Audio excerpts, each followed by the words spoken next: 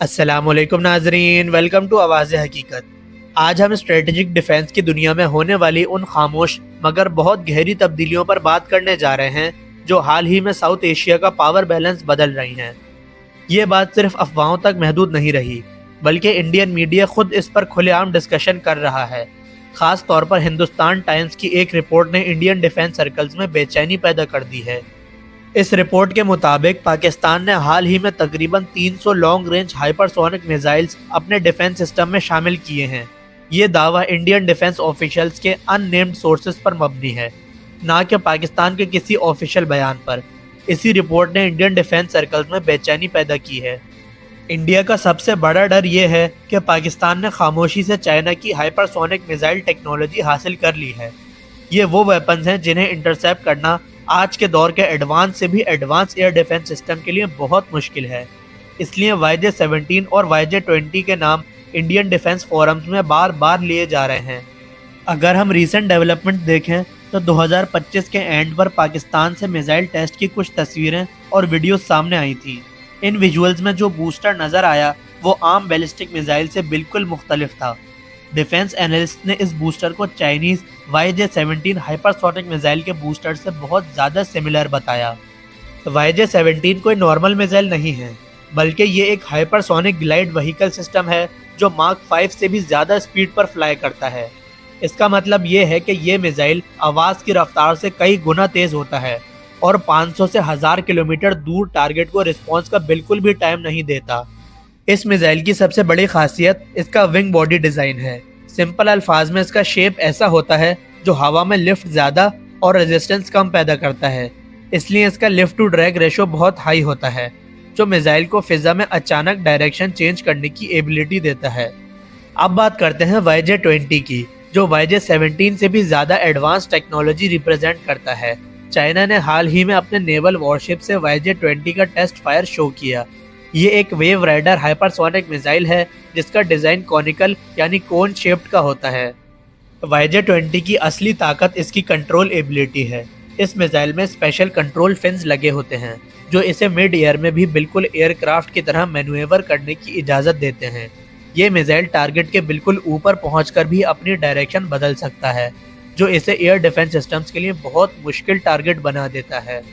Pakistan navy के लिए YJ-20 बहुत बड़ी स्ट्रेटेजिक इंपॉर्टेंस रखता है। पाकिस्तान अपने नेवल फ्लीट को मॉडर्नाइज कर रहा है और फ्यूचर हैवी फ्रिगेट्स पर भी प्लान कर रहा है। ऐसे में YJ-20 जैसे हाइपरसोनिक एंटी शिप मिसाइल्स समंदरी जंग में पाकिस्तान को क्लियर एज देते हैं, खास तौर पर एयरक्राफ्ट कैरियर्स के खिलाफ। जब कोई मिसाइल मार्क 5 से ज़्यादा स्पीड पर ट्रैवल करता है तो उसके गिर्द हवा इतनी कंप्रेस हो जाती है कि प्लाज्मा लेयर बन जाती है। ये प्लाज्मा रडार सिग्नल्स को कंफ्यूज या ब्लॉक कर देती है। YJ-20 में चाइना ने ऐसे एडवांस मटेरियल्स और सेंसर्स यूज़ किए हैं जो इस एक्सट्रीम हीट के बावजूद भी टारगेट ट्रैकिंग को पॉसिबल बनाते हैं। YJ-17 का अप्रोच थोड़ा डिफरेंट है। ये मिसाइल अपर एटमॉस्फेयर में जाकर ग्लाइड फेज में चला जाता है और फिर स्किपिंग स्टोन टेक्निक यूज़ करता है।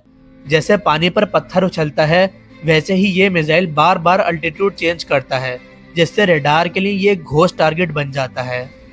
YJ सीरीज मिसाइल्स का एक और इम्पॉर्टेंट एस्पेक्ट उनकी वॉरहेड फिलॉसफी है। ये वेपन ज़्यादातर काइनेटिक एनर्जी पर डिपेंड करते हैं।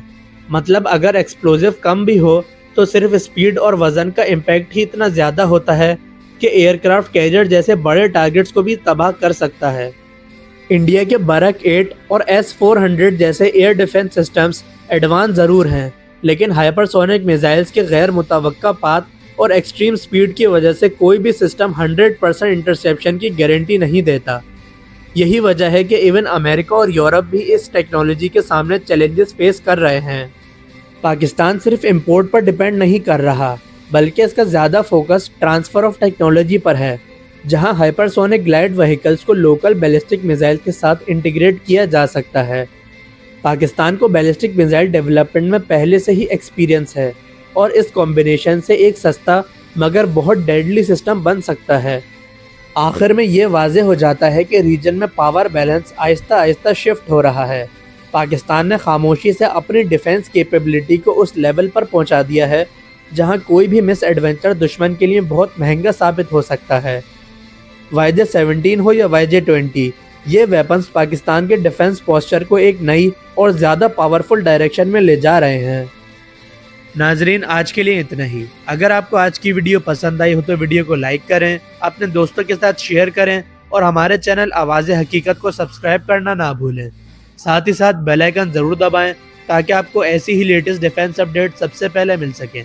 तब तक के लिए अपने मेज़बान को इजाज़त दीजिए। अल्लाह हाफिज़। पाकिस्तान जिंदाबाद।